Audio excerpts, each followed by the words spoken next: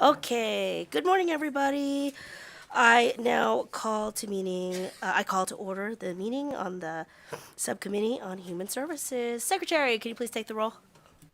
Senators Dondero Loop, Scheibel, Stone, Titus, Wynn. Assembly members Brown May, Digman, Hafen, Hibbets, Howdegi, Monroe Moreno, Yeager, and Chair Mosca. Okay, thank you so much. We will hear several budget items from the Department of Health and Human Services Division of Welfare and Supportive Services. We will also have public comment at the end of the meeting. And with that, I will turn it over to Mr. Nichols today. Thank you, Madam Chair. For the record, my name is Colby Nichols. I'm a program analyst with LCB Fiscal Analysis Division, here to assist the committee with developing closing recommendations for the Division of Welfare and Supportive Services. Consists of 9 executive budget accounts, 5 of which were previously heard before this body on March 7th, and the remaining 4 which were recommended for staff closure. The first budget previously heard is the Welfare Administration budget. Discussion of this begins on page 3 of your closing packet. There are 4 major closing issues associated with this account. The first of which is a pair of decision units. These are contract costs to meet federal mandates, decision units M503 and M506.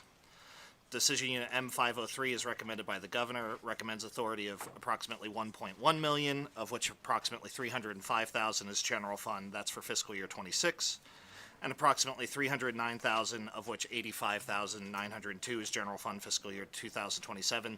This is for contract costs associated with the state's participation in a national accuracy clearinghouse for the Supplemental Nutrition Assistance Program, otherwise known as SNAP.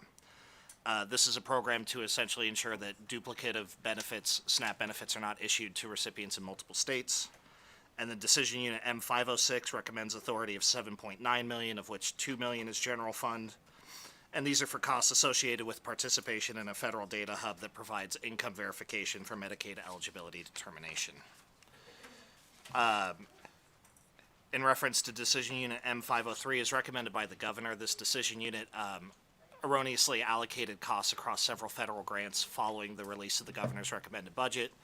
It was identified that this National Accuracy Clearinghouse would only be used for the SNAP program. During the budget hearing, the agency testified that a budget amendment would be forthcoming to correct the issue and properly align the funding for the National Accuracy Clearinghouse. So following the budget hearing, the Governor's Finance Office transmitted a budget amendment. That's Budget Amendment A254013228. And what this budget amendment does is essentially properly align the funding. This results in additional general fund appropriations of $244,270 in fiscal year 26. $68,633 in fiscal year 27, and then also increases the amount of federal SNAP administrative grant authority by $365,071 in fiscal year 26 and $102,575 in fiscal year 27.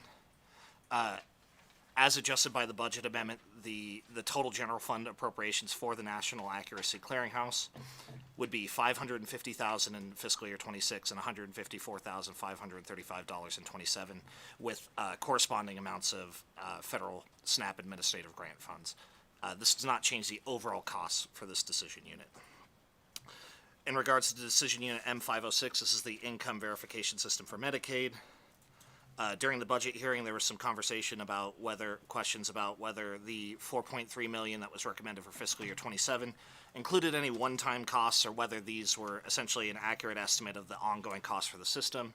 And in response, the agency testified that there were no one-time costs included, and that this did represent an accurate estimate of ongoing costs for the system in the future. The decisions for the subcommittee are summarized in the decision box that's on page 6 of your closing packet. Does the subcommittee wish to recommend approval of $1.1 million, of which $550,000 is general fund and $550,000 is federal funds for fiscal year 2026, and $309,070, of which $154,535 is general fund and $154,535 is federal funds in fiscal year 27, for contract costs associated with the National Accuracy Clearinghouse for SNAP, as recommended by the governor in decision unit M503 and as amended by budget amendment A254013228, and Does the subcommittee wish to recommend approval of $3.6 million in fiscal year 26, of which $890,764 is general fund, and $4.3 million in fiscal year 2027, of which $1.1 million is general fund to fund contract costs associated with the income verification system for Medicaid, as recommended by the governor for Decision Unit M506. Thank you so much. Members, any questions? Seeing no questions, I'll take a motion. I'd so move to recommend both decisions as read by staff. Thank you so much. Any discussion on the motion? We have a motion from Senator Nguyen and a second from Assemblymember Monroe Moreno. All those in favor say aye. Aye. All those opposed say nay. And the motion passes. Thank you. Again, Colby Nichols for the record. Moving on to the second major closing issue for this account. This is ongoing costs for the Summer Electronic Benefit Transfer Program, otherwise known as Summer EBT. Governor is recommending $47.5 million, of which $2.8 million is general fund in each year of the forthcoming biennium, and that is both administrative costs and the costs for benefits for the Summer EBT program. Those administrative costs are funded 50% through federal SNAP grants and 50% through general fund, and then the benefits are fully funded 100% through those federal SNAP grants. This is a program that was stood up in the current 2023-25 interim, and this decision unit is essentially placing the ongoing costs, administrative costs, as well as the costs for benefits into this budget on a permanent and ongoing basis. During the budget hearing, there was some discussion about whether the anticipated caseload, which is approximately 350,000 children, whether that represented the total number of eligible children in the state, and in response, the agency testified that this did represent an accurate estimate of all eligible children. So the decision for the subcommittee, as summarized in the decision box on page 7, is: does the subcommittee wish to recommend approval of $47.5 million, which $2.8 is in general fund, in each year of the 25-27 biennium for the administrative costs and benefits for the summer EBT program, as recommended by the governor? Any questions? Seeing no questions, I'll take a motion. I'd so move to recommend approval as read by staff. We have a motion from Senator Nguyen and a second from Assemblymember Monroe Moreno. Any discussion on the motion? All those in favor say aye. Aye. All those opposed say nay. Motion passes. Thank you, Madam Chair. Colby Nichols for the record. Moving on to major closing issue number 3. This is 7 new positions for the agency's HR unit. Governor is recommending funding of $1.1 million, of which approximately $437,000 is general fund over the 25-27 biennium. That's for 7 new positions to increase staffing in the division's human resources unit. This includes 4 personnel analyst positions, 2 personnel technician positions, and 1 accounting assistant position. The duties for the positions, those are summarized in the bulleted list that begins at the bottom of page 7 of your packet, spills over to page 8. During the budget hearing, there was some discussion about whether the introduction of collective bargaining units had increased the workload for the agency's HR staff, and in response, the agency testified that it was currently the state is currently in negotiations. Therefore, there was no increase in workload yet. However, it did anticipate a workload, which was partially driving the justification for these recommended new positions. The decision for the subcommittee, is summarized in the box on page 8, is: does the subcommittee wish to recommend approval of $1.1 million, of which $436,748 is in general fund, over the 25-27 biennium for 4 new personnel analyst positions, 2 new personnel two new personnel technician positions, and 1 new accounting assistant position for the agency's human resources unit, as recommended by the governor? Members, any questions? Seeing no questions, I'll take a motion. I think we are looking at lots of inconsistent with everything that we've done. Obviously, we would love to be able to give all these new positions, but I don't think we are in a position to be able to consider that. So I would recommend approval of 2 new personnel analyst positions and 1 new personnel technician position and 1 new accounting assistant position for the agency's human resources unit as recommended by us. I'll take a second. So we have a motion from Senator Nguyen, a second from Assemblymember Monroe Moreno. Any discussion on the motion? Great. All those in favor say aye. Aye. All those opposed say nay. And the motion passes. All right, thank you. Again, Colby Nichols for the record. Moving on to major closing issue number 4. This is a pair of decision units, each for 1 new management analyst position. Decision Unit E225, this is a management analyst for IT-related oversight. The governor is recommending funding of $84,266, of which $33,344 is general fund. That's for fiscal year 2026. And $106,925, of which $43,019 are general fund fiscal year 27. This is for a management analyst position to provide IT-related oversight and management. The second decision unit involved in this is Decision Unit E227. This is an additional management analyst position. This is for the agency's Investigations and Recovery Unit, which performs investigations, identification, and fraud prevention activities for the agency's programs. For this one, the governor is recommending funding of $82,859, of which $35,495 is general fund for fiscal year 26, and $104,738, of which $45,840 is general fund. That's for fiscal year 2027. Regarding the decision unit for the management analyst for investigations and recovery, as we move forward into the welfare field services budget account, there's an additional request for additional investigators and a supervisor investigator.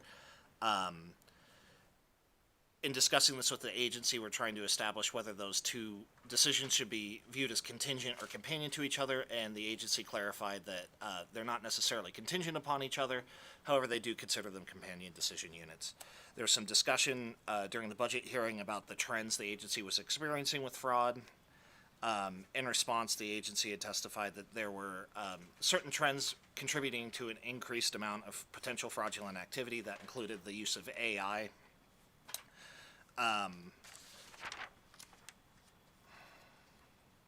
In addition, the subcommittee had inquired whether the federal government had sanctioned the state due to any sort of fraudulent activity, and in response, the agency testified that while the federal government frequently audits the work of the Investigations and Recovery Unit, the federal government had not issued any financial penalties, solely findings and recommended improvements. So the decisions for the subcommittee, as summarized in the box on page 10, is: does the subcommittee wish to recommend approval of $84,266, of which $33,344 is general fund for fiscal year 2026, $106,925, of which $43,019 is general fund in fiscal year 27. This is for the one new management analyst position and associated operating costs for increased IT-related oversight and management, as recommended by the governor for Decision Unit E225.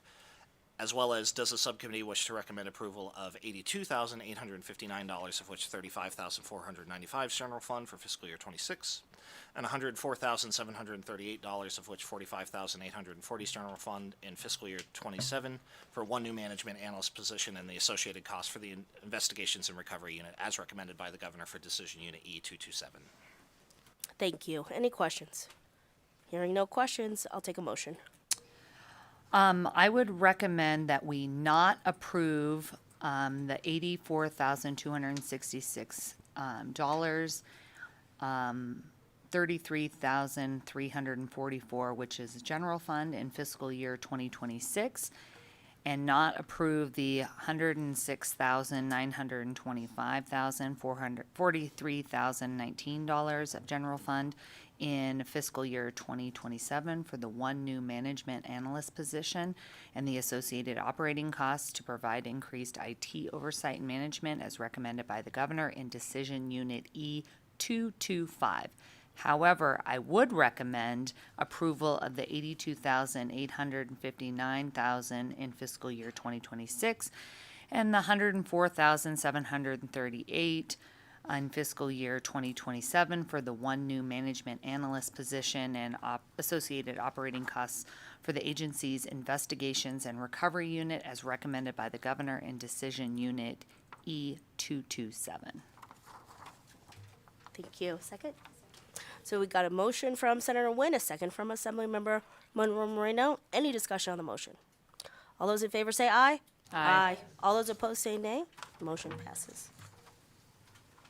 Thank you, Madam Chair. Again, Colby Nichols for the record. That concludes the major closing issues for this budget account. Moving on to the other closing items, I'll just note briefly any spots where there might be technical adjustments, budget amendments, or companions or contingencies noted. The first of which I would identify as another closing item number 4. This is an additional management analyst position. This is essentially a companion decision unit for the TANF budget account. We'll be discussing that shortly. This is related to the expansion of the Kinship Care Grant Program. This recommended management analyst here would provide high-level oversight and administration of this new element of the program. However, there were certain costs in discussing this with the agency and the GFO, certain costs were erroneously overstated for this position as recommended by the governor.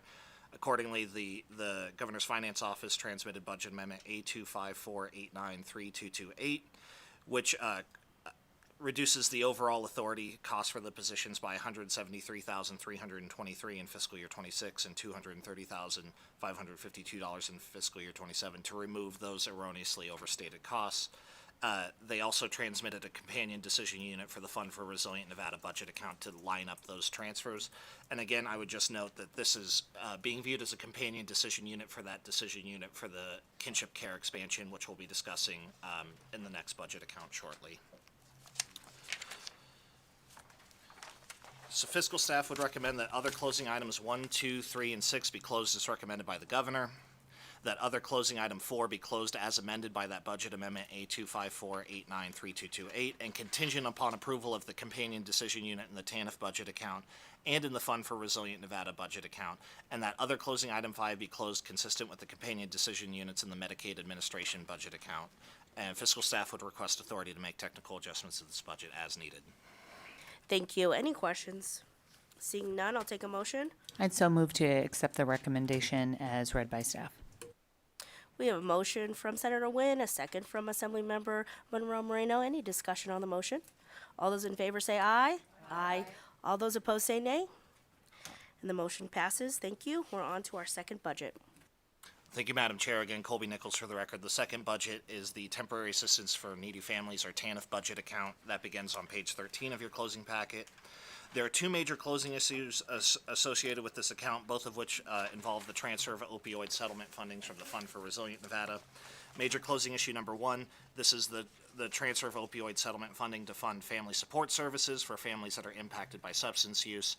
The governor is recommending those transfers of opioid settlement funds in the amount of $5 million in each year of the biennium. This would be subawarded to local child welfare agencies and nonprofits to provide emergency and support services to families that are impacted by the use of opiates or other substances. If this recommendation is approved, the agency intends to begin a competitive application process to apply to receive those subawards. And the agency had noted that this recommendation is not intended to fund direct cash assistance to recipients. During the budget hearing, the subcommittee inquired whether the support services that would be provided through this recommended funding would be limited to individuals who are impacted by opioid abuse. And in response, the agency clarified that the intent is to provide the support not only for those impacted by opioid use disorders, but other substance use disorders as well. Also, during the budget hearing, there was a conversation about the timeline for this. If this was approved, the agency anticipated having those subawards in place approximately 6 months after the start of fiscal year 26, and then those organizations would be anticipated to begin providing the support services shortly afterwards. The decision for the subcommittee, as summarized in the box on page 15, is: does the subcommittee wish to recommend approval of the transfers of opioid settlement funds from the Fund for Resilient Nevada budget account, $5 million in each year of the 25-27 biennium to fund the provision of emergency and support services to children and families impacted by the use of opioids or other substances, as recommended by the governor? Thank you so much. Any questions? Seeing no questions, I'll take a motion. I would so move to recommend approval of transfers of opioid settlement funds from the Fund for Resilient Nevada budget account 3060 of $2.5 million in each year of the 2025-2027 biennium to fund the provisions of emergency and support services to children and families impacted by the use of opioids or other substances as recommended by us. Thank you. We have a motion from Senator Nguyen, a second from Assemblymember Monroe Moreno. Any discussion on the motion? Senator Titus. Thank you, Madam Chair. These funds come out of the opioid settlement and not out of our general funds. So we are not looking at a reduction regardless of what happens in the federal government with this particular budget. So I don't see the justification for decreasing this by half.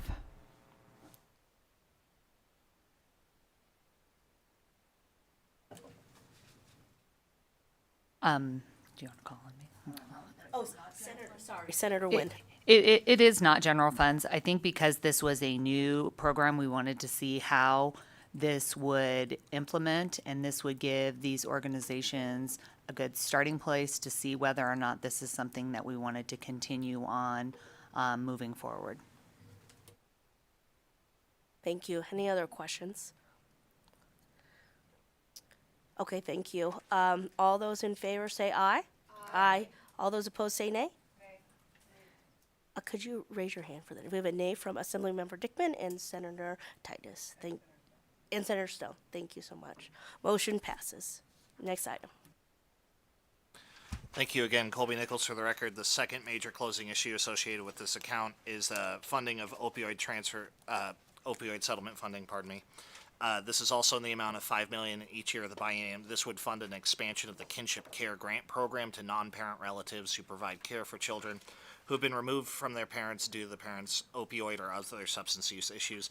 This is the companion decision unit for the management analyst position we were discussing previously. The existing program provides these supports. However, it's limited to participants who are over 62 years of age. The intent of this recommendation is to expand the eligibility for the Kinship Care Grant Program to include caregivers over 18 years of age who have obtained guardianship over a child who has been removed from his or her home due to familial substance use issues. This program provides direct cash assistance, but may also fund additional support services, including child care, transportation assistance, and others on an as-needed basis for individual recipients. Thank you. Any questions? Oh, Sorry. pardon me, Madam Chair, if it's okay? Sorry. No, it's okay. So the decision for the subcommittee, as summarized in the decision box on page 17, is whether the subcommittee wishes to recommend approval of transfers of opioid settlement funds from the Fund for Resilient Nevada budget account, $5 million in each year of the 25-27 biennium to fund an expansion of the Kinship Care Grant Program to non-parent relatives who provide care for children who have been removed from their parents due to opioid or other substance use issues, as recommended by the governor. Thank you. Now, any questions? Senator Nguyen. I see this a little bit differently, I'm supportive of the governor's recommendation and this expansion program. I think that there is a significant population that has been left out, and I think the use of opioid funds in this particular budget and this particular program and the expansion to be able to include some of those people that were not normally included, I think is appropriate, so I'd be supportive of that. Senator Titus says she concurs. Great, thank you. We have a motion. Do we have a second? So with that, I would move to recommend approval as read by staff and recommended by the governor. Jumping the gun too much today. Thank you so much. So we have a motion from Senator Nguyen, a second from Assemblymember Monroe Moreno. All those in favor say aye. Aye. All those opposed say nay. And the motion passes. Thank you, Madam Chair. That concludes the discussion for the TANF budget account. Moving on to the next budget account, Welfare Field Services, which begins on page 19 of your closing packet. There are two major closing issues associated with this account, the first of which is new positions to address caseload changes in Decision Unit M201. As recommended by the governor, this includes total funding of $2 million, of which $702,410 is general fund, that's for 26, and $3.4 million, $1.2 million of which is general fund in fiscal year 27, for 36 new positions and associated costs to align staffing in the Welfare Field Services budget with projected changes in the division's caseloads. During the budget hearing, there was testimony. Essentially, the agency testified that while the caseload projections indicated a need for over 140 new positions, due to the agency having a significant number of family service specialists who are in their first year of employment, they believe they could address a portion of that increased workload as those new positions completed their first year of employment and were able to handle an increased workload. In March of this year, the agency provides updated caseloads for consideration. Here in Welfare Field Services, those caseload changes result in changes to the number of positions recommended. So, as recommended by the governor, is 36 new positions, with the caseload update reflected a need for 29 new positions. However, the agency is asked to keep the staffing at the level as recommended by the governor. This is in case the caseload projections don't reflect changes in the economy that haven't had time to be captured in the caseload projections yet. To reflect the staffing levels that are included in the March caseload update, there's a summary in the last paragraph of page 21 showing the decision units that would be included and those that would be eliminated from the recommendation as recommended by the governor. So the decision for the subcommittee, as summarized in the box at the top of page 22, is whether the committee wishes to recommend approval of total funding of $2.0 million, $702,410 of which is general fund for fiscal year 26, and $3.4 million, of which $1.2 million is general fund in fiscal year 2027 for 36 new positions and associated costs as recommended by the governor, or does the subcommittee wish to recommend approval of total funding of $1.8 million, $626,712 of which is general fund for fiscal year 26, and $2.9 million, of which $1.0 million is general fund for fiscal year 27 for 29 new positions and associated costs based upon that March 25 caseload update.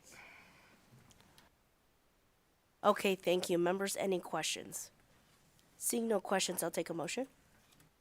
I would actually move that the subcommittee recommend approval of 21 Family Services Specialist 2 positions and not recommend approval of the remaining positions included in the M201 decision unit, which would result in a net reduction of 15 positions, including 6 administrative assistants, 1 Family Services Specialist 3, 3 Family Services Supervisor 1, and 5 Family Services Specialist 2 positions. We have a motion from Senator Nguyen, a second from Assemblymember Monroe Moreno. Any discussion on the motion? All those in favor say aye. Aye. All those opposed say nay. Motion passes. Thank you, Madam Chair. Again, this is Colby Nichols for the record. Moving on to the second major closing issue. This is 7 new positions for the Investigations and Recovery Unit. Governor is recommending funding of approximately $492,000 in fiscal year 26, of which approximately $212,000 is general fund, and then approximately $621,000 in fiscal year 27, of which $271,000 general fund.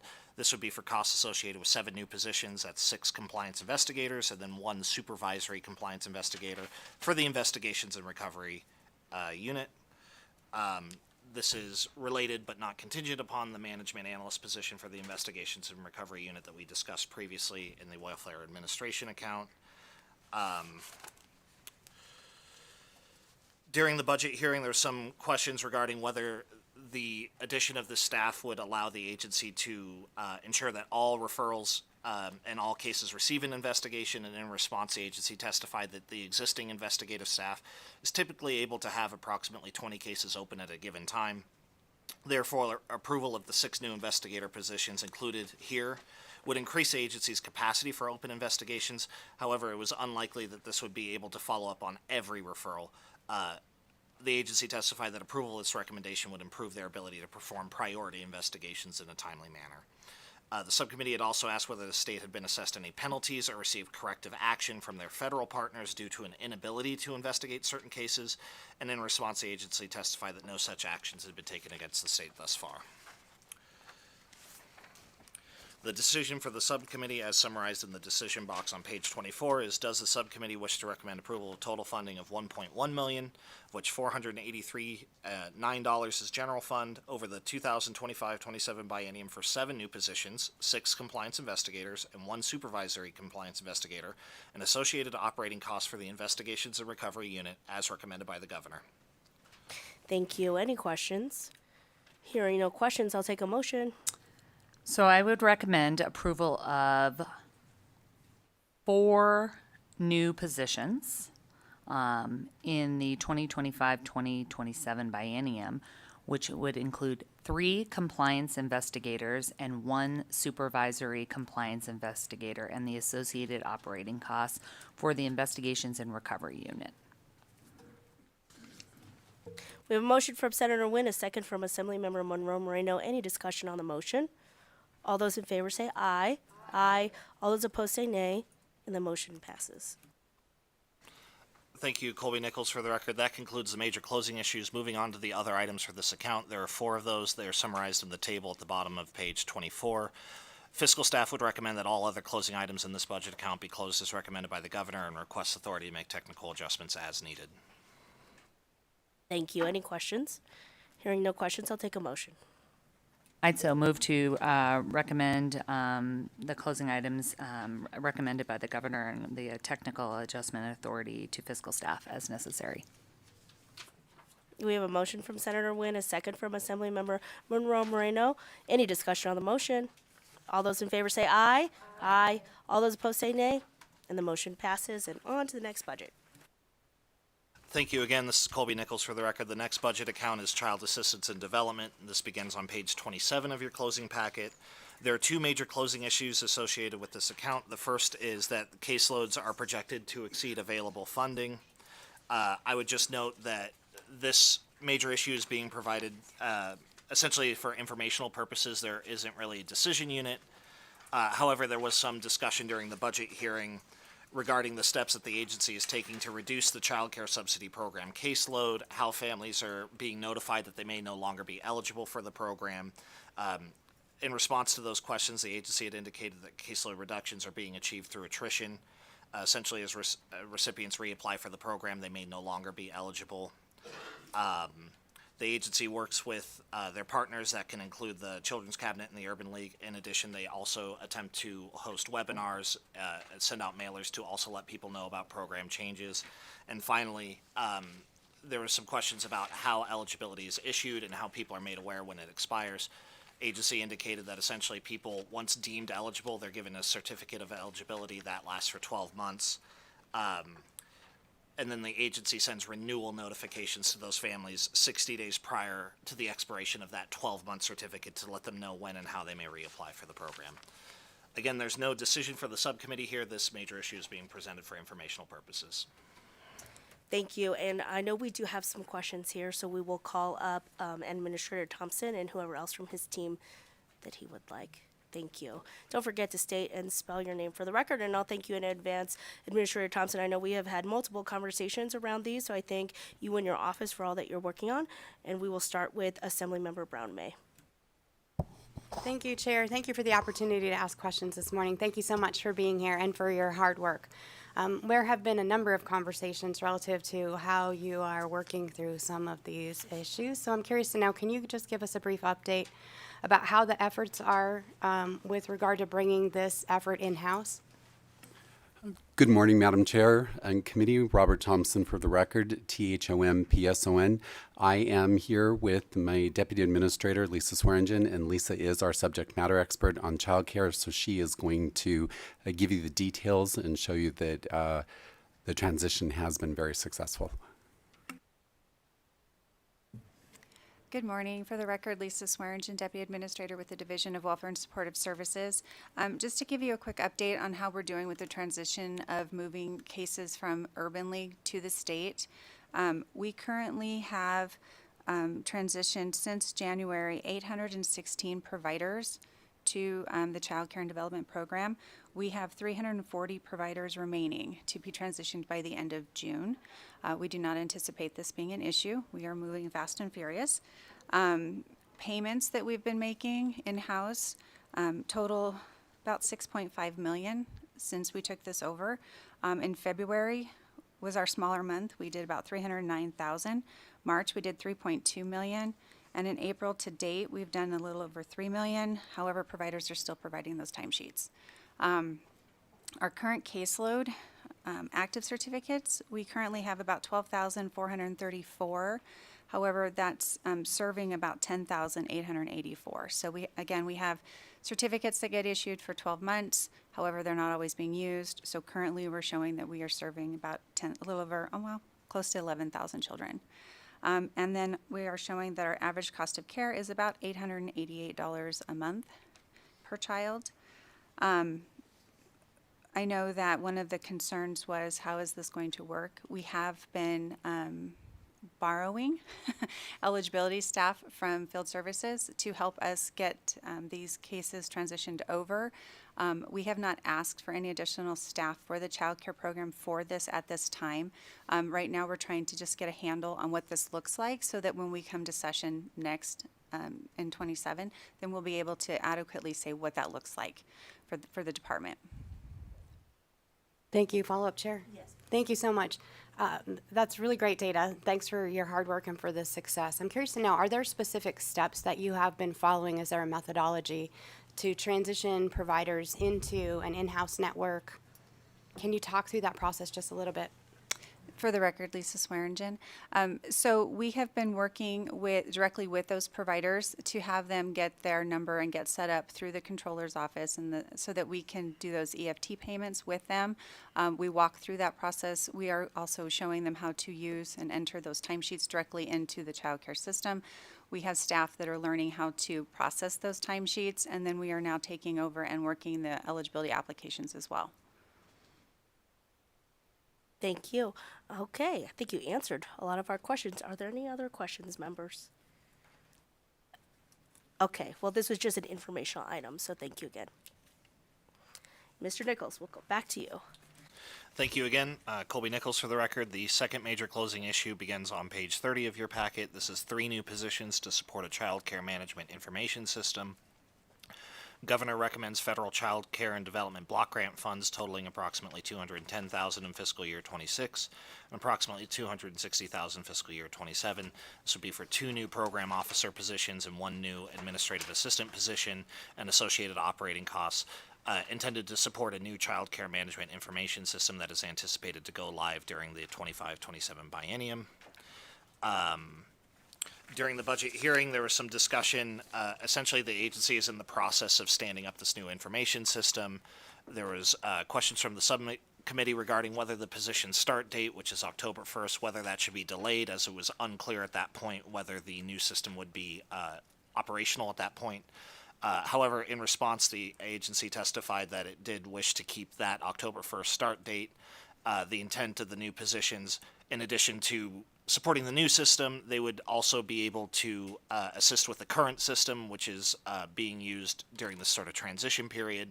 In addition, these recommended new positions would be able to help the agency in developing the requirements for the new system and making sure it's implemented smoothly. There's also some questions regarding whether the agency anticipated procurement of an off-the-shelf system or a customized system, and in response, the agency indicated it typically preferred customizable systems. However, if there was an off-the-shelf product that suited the agency's purpose, that would be considered as well. I would just note that this decision unit is recommended by the governor. It erroneously established one of those program officer positions as a grade 37 as opposed to grade 31. In working with the agency and the governor's finance office, we have confirmed that if approved, the grade of this program officer position should be corrected to grade 31.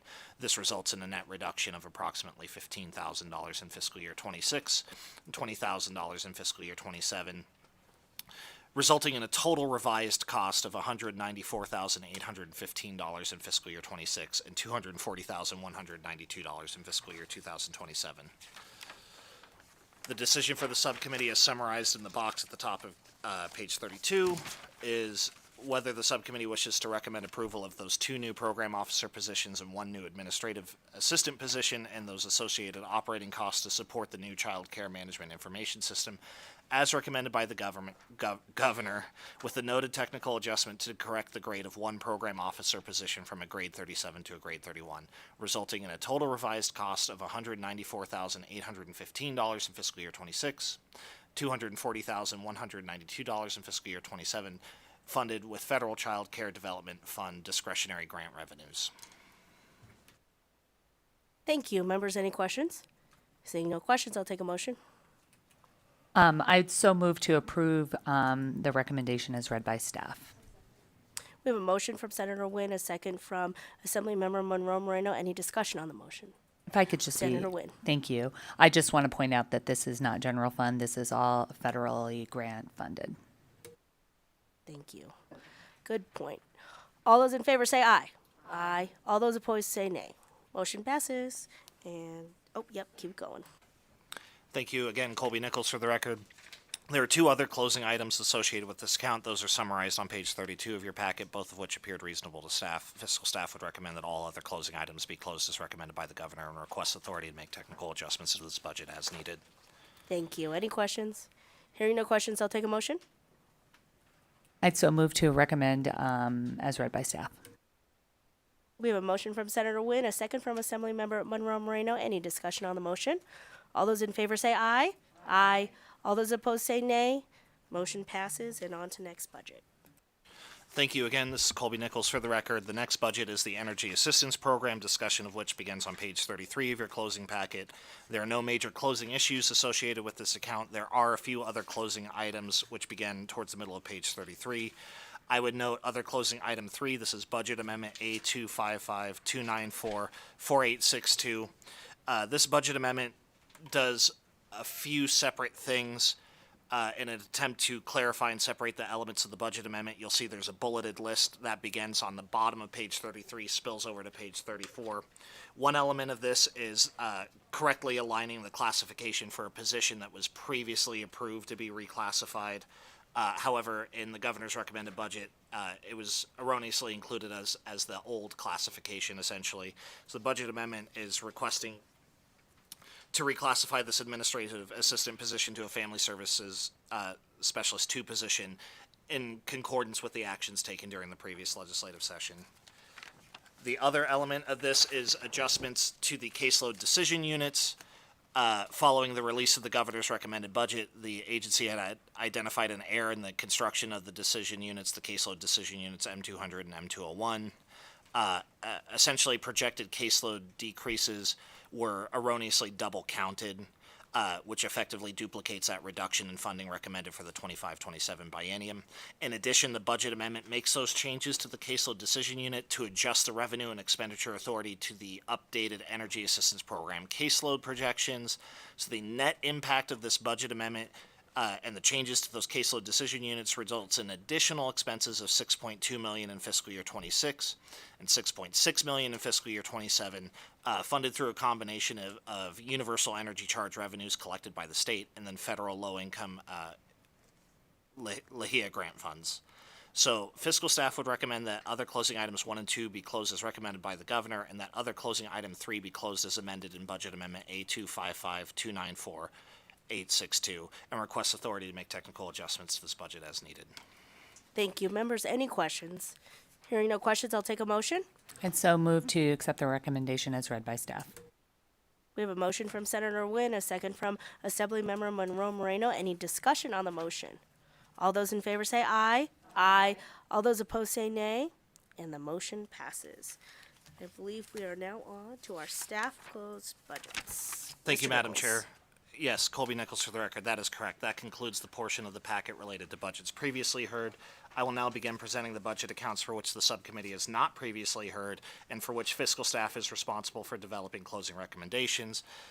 My proposed course of action would be present each budget account, pause briefly at the end of each budget account to allow for questions, and then when I've presented the last budget account in this group and those questions have been addressed, you as chair may ask for a single motion for the closing consideration for all of the budgets for which fiscal staff is responsible developing recommendations for. You'll see those recommendations are included on page 47 of your packet. If you're okay with it, okay. The first budget is the Child Care Services budget that begins on page 37 of your packet. There are 2 other closing items associated with this account, and again, closing recommendations for the budget account are included in the summary page and the closing packet. Any questions? Seeing none, we'll continue. Thank you. Colby Nichols for the record. The second budget account for staff closure is the Assistance to the Aged and Blind budget. This begins on page 39 of your packet. There are no major closing issues associated with this account. However, there's one other closing item. This is a caseload adjustment as reflected in the M201 decision unit. The governor is recommending general fund appropriations of approximately $577,000 in 26 and $1.2 million in fiscal year 27. That's to fund projected caseload increases for the Assistance to Aged and Blind program. Consistent with previous legislative sessions, the division provided updated caseload projections in March of 25. The table that's included on page 39 is showing the difference between the projections that were included in GovRec in comparison to those that were included in the March update. Overall, these changes result in net general fund reductions of $129,021 in fiscal year 26 and $175,150 in fiscal year 2027.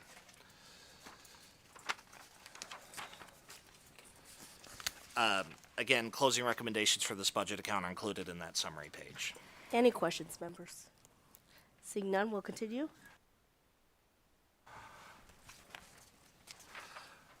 The next budget account, this is Colby Nichols for the record. The next budget account is the Child Support Enforcement Program budget account. There are no major closing issues associated with this account. There are two other closing items which are contained in the list towards the bottom of page 43. Again, closing recommendations would be included in that summary page.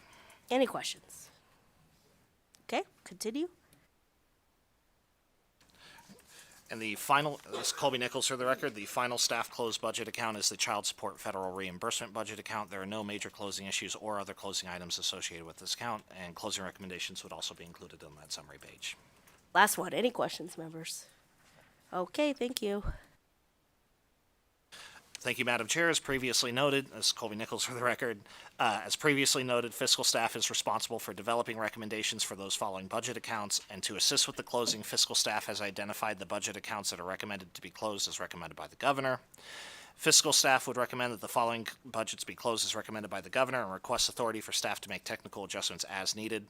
Those include the Child Care Services budget account, the Child Support Enforcement Program budget account, the Child Support Federal Reimbursement budget account, and then in regards to the Assistance in Aged and Blind account, fiscal staff would recommend that that budget account be closed with the noted technical adjustment to the caseload decision unit M201 to align the revenue and expenditure authority to the updated caseload projections that were provided in March 2025, resulting in general fund reductions of $129,021 in fiscal year 26 and $175,150 in fiscal year 27, and request authority to make further technical adjustments as needed. Any questions? Hearing no questions, I will take a motion. And so move to accept the recommendation as read by staff. We have a motion from Senator Nguyen, a second from Assemblymember Monroe Moreno. Any discussion on the motion? All those in favor say aye.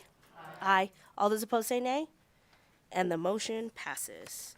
Okay. Thank you. That concludes my presentation for the Division of Welfare.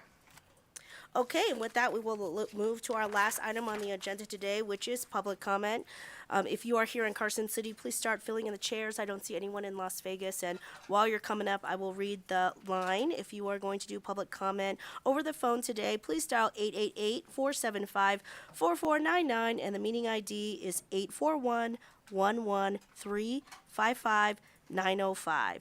Don't forget, you have 2 minutes. Please state and spell your name for the record, and you may begin when you're ready. Chair, members of the committee, Jonathan Norman, Nevada Coalition of Legal Service Providers, NORMAN.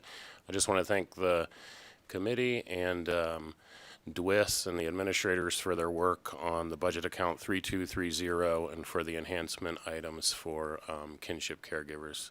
I think that'll make a big difference for kids and will divert families from entering foster care. Thank you so much.